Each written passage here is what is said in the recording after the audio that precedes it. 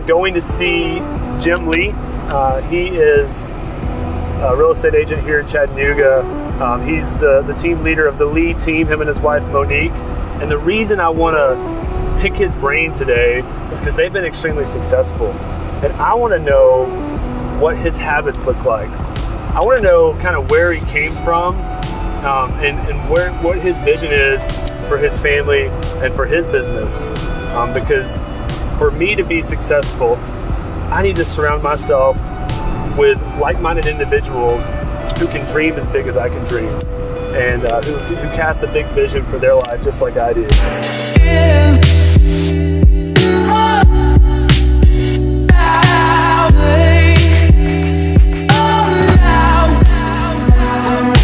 When I was in college, I wanted to make money. My deep-rooted purpose went no further than basically being successful and making money and having just a big name and big reputation out there. Yeah. And where that took me really is to the point of marriage failure and relational failure.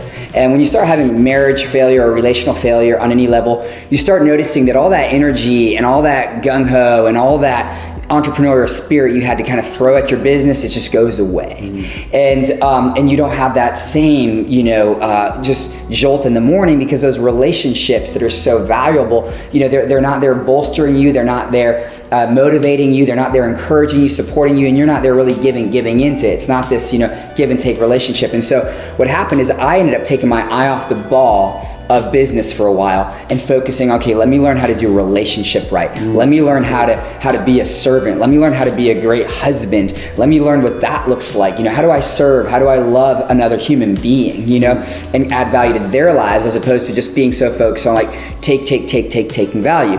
And so when I did that, and really it took several years and was, for me, it was very, very spiritual experience, very biblical based, Jesus Christ based. So when those two passions started to come together, it's like, whoa, you mean I can pick back up this passion of entrepreneurship and business and it not be all about me, and it not become this monster that eats my soul out from the inside, that I'm just this hungry, money devouring human being, that's even lost his roots of humanity. And I can actually pick it up and add value into people's lives, and I can be a servant, and I can be a loving human being to others. That's awesome. That's what I want to do.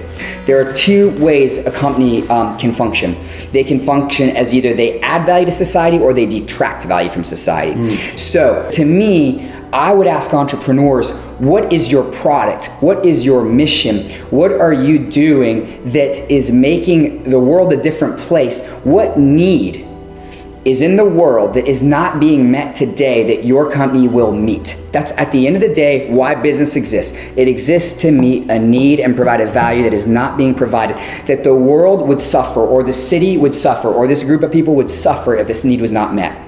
So that's where I think if entrepreneurs could not make the mistake that I made, and they could have a big why that actually is about giving back and creating value, they can then create a sustainable company whose profits aren't being driven by extracting value, but by giving back value. And that's a sustainable business model right there.